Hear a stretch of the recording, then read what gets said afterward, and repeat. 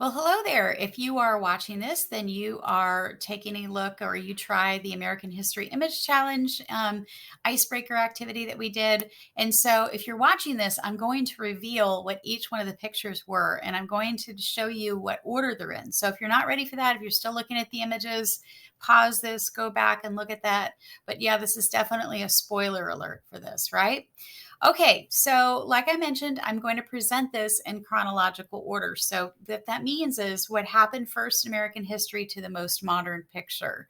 Now, I will also mention that this class goes from pre-colonial times, so before 1492, before Columbus, and it goes to the Civil War. Right, or really through Reconstruction, which is about 1877. So that gives you like a picture of when it had to have fallen between. Okay, so let's go ahead and delve right in and take a look at the pictures.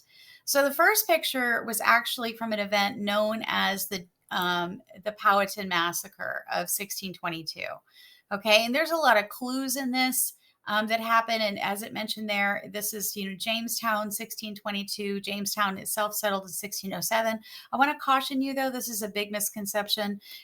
This was not the first colony that was settled in the Americas.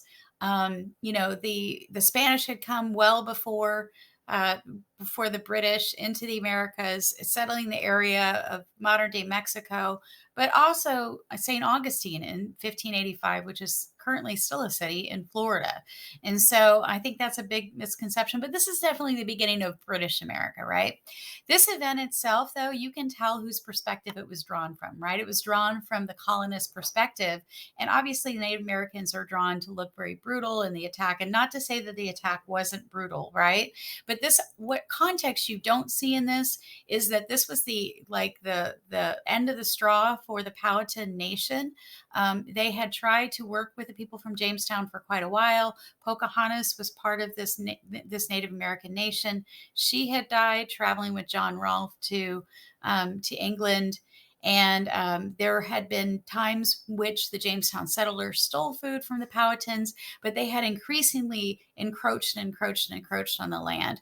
And when the Powhatan Nation really realizes that they're there to stay and they're going to continue to encroach, this is when they, launch this major offensive, this major attack. And so that's what you don't see in this picture, the context of it, right? Because it's always important for us to think about, okay, whose perspective was this drawn or this viewed as, and what's the real context behind that?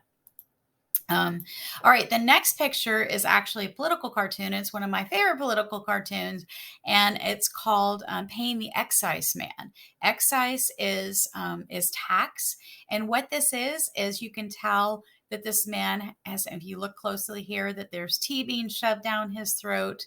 In the background, you can see, people dumping tea. This is an upside down thing that says the Stamp Act, and this also says the Liberty Tree, right? So this is you probably guessed this, or you may have guessed it, especially after that description, that this was actually in the 1760s.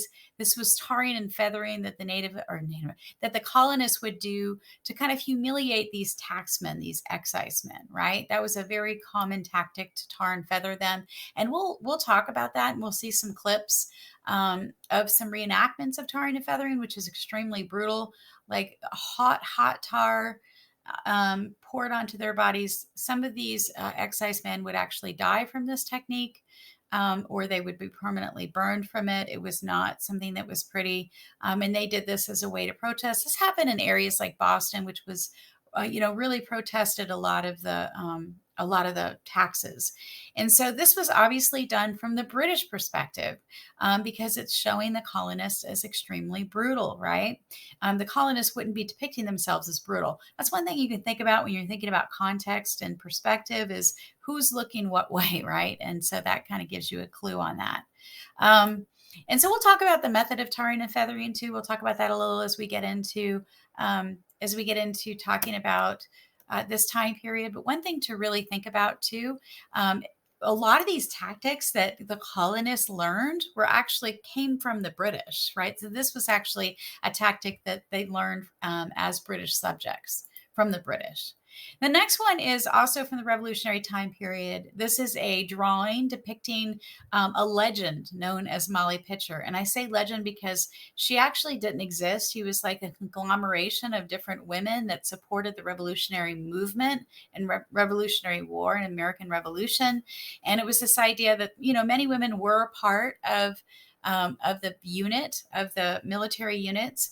And they would carry, they call them pitchers, Molly Pitcher, because they would usually carry water pitchers from person to person. They served as nurses, they served as cooks. And yes, there were prostitutes amongst that camp also. But this is the story that Lisa Legend has it, that her husband was killed. And she picked up the cannon and continued to fire, right, to help out the cause. And so, yeah, super interesting one. And this one, I didn't have the date on that one, but this one came from obviously about 1770s during the Revolutionary time period. Actually, yeah, I do have the time right here, 76, 78, 83, Molly Pitcher.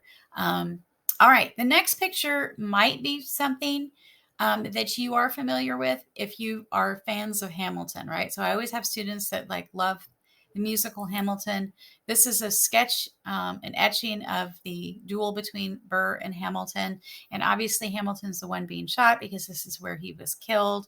And Aaron Burr, who was the vice president at the time, actually shot him. So that actually happens in 1804. Duels were actually a very common part of this time period. It was mostly illegal, and it was illegal in New Jersey where this happened at the time. But they ended up finding him not guilty, but he, Burr ended up running away to England and blah, blah, blah. I'll tell you more stories about that as we get a little bit closer. All right, the next picture was probably one that you may or may not have known, just depending on what kind of background some students have. And this was actually the burning of the White House during the War of 1812, which a lot of people like to think about as the Second Revolutionary War, because we fought it again against the British for numerous reasons, which we'll talk about in class. But yes, the White House was burnt down. And I'll tell you my favorite story about this is that the British came to, lay siege and take over Washington, D.C., which was the capital at this time. Interesting fact, Washington, D.C. was not the capital until John Adams, the second president, was moved into the White House. It was actually Philadelphia before this. But what happened in this was that Dolly Madison and James Madison was the president at that time, the fourth president, and they were about to sit down to a state dinner. And all the food was laid out.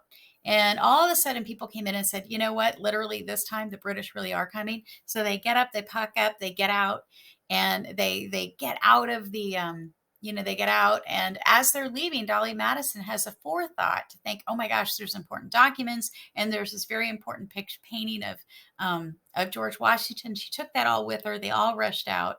The British soldiers rushed into the White House, and they look at this dining room table and they see all this food laid out. So what do you think they did? Obviously, they're hungry soldiers. They ate the food and then burned the White House down. But if you ever go on a White House tour, you can actually see sections of that are still show, historically preserved some parts that were burned from the British in the War of 1812. All right. The next picture, again, we have to think about perspective on this one. This was, of course, called a massacre, and whose perspective? White landowners, right? Because slaves are attacking the white landowners. And they've do have some writing here. I don't know if you were actually able to read that, but this was actually, this is the Nat Turner Rebellion that happened in 1831. And Nat Turner was a preacher that was on a South Carolina he was on a plantation, and like I mentioned, he was a preacher. He believed that God had asked him to launch a slave rebellion to free the slaves, and it obviously was very unsuccessful. He ended up being killed along with several people that tried to launch this campaign. There were several plantation owners and their families that were killed during this. But importantly, historically, this also tightens the slave codes. So after this event, no longer could a slave owner, a slave go to church that didn't have a white person present. So they tightened these slave codes to try to clamp down on any uprisings of slaves after this event. So here's Here's some information on that. Okay, the next one is like kind of a political cartoon, sort of. And this is a really interesting one. It's called The Drunkard's Progress, as you can see. And essentially, this was done at the beginning of the temperance movement, one of the first reform movements in America in the early 1800s. And this was to try to protest the amount of drinking that was happening in the United States at the time. So you can see the Drunkard's Progress. They start off kind of innocent. There's like the biggest time period that notice it's a stair step. And eventually they go down and they just like, look, you can see the guy is shooting himself down here. He's just like, his life is to misery. And of course, who's suffering but the man and the woman? So the early part, this reform movement time period was known as the antebellum reform movements. And we're definitely going to learn about this. We're going to do an activity known as the speed dating, and where you'll get to learn about some of these different people that pushed for change during the early 1800s, the things that were happening in the United States. This happens, around between the 1830s and 1840s. Now, this is important that this is not the prohibition movement, which actually outlaws alcohol in the 19 teens. Okay, this is the precursor to it, really. And they don't do much but just educate, and they do it state by state. And many states do eventually outlaw alcohol in their state, but it doesn't become a national law until 1918. And of course, that was the shortest lived United States amendment because Prohibition ended. But this is before Prohibition. This is just the educating. This is what happens when people drink too much phase. And so there's that information on that. All right, the next one we will delve into more, but this was, if you're familiar with the California Gold Rush in the 1850s, those of you that are sports fans, the 49ers, San Francisco 49ers, were actually named after the prospectors. The 49ers, 1849, the big gold rush happens in 1850, but they call them the 49ers. I will mention that at the beginning of the gold rush, many people from all over the world come to the United States to try to prospect for gold. But pretty quickly, anybody that other than whites were shooed off prospecting. And so they found jobs and professions where they could. One of those groups of people were the Chinese, and they did build the western part, mostly Chinese immigrants, of the United States railroad that eventually connected the East and the West together. Now you can tell that there's also white people working on the rail lines in this image. This was a photograph. So important also to note that photography is invented. This had to have been around the 1850s. Or close to that, because of the fact that photography is not invented until that time. And that's why we see the Civil War in pictures at times, because that's when photography was invented. And we do know these are Chinese immigrants because of the hairstyle, and also, well, I don't think they have any of one of their very common hats that they wore on the rice fields in China. But I also will note about people that were not prospectors in California during this time.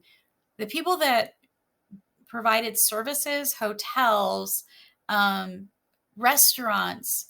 The Chinese actually became kind of cornered the market on laundering clothes. Okay. And so Chinese laundry became a very big thing. Prostitution became a very big thing for women in these boom towns.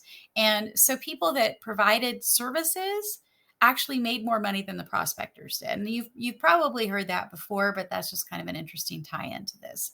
The next picture, and okay, here's some information on it. The next picture is, and some of you may have thought this was World War I, but because of the fact that this looks like this is a trench, this is more of a fort.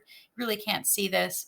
And our U.S. History 1 ends Reconstruction, which is post-Civil War. We don't go into World War I in this class. That's part of U.S. History 2. But this is a picture of a man that was obviously killed. One thing that makes, the Civil War much different, and many different aspects of it, is the fact that photography was available and people could see actual humans that were dying on the front page of newspapers. There's some talk about the fact that some photographers staged these photos. Not clear evidence that is actually what happened. There are some people that believe that, and other historians that don't believe that, saying it was just brutal, just the way it was. They didn't need to stage anything.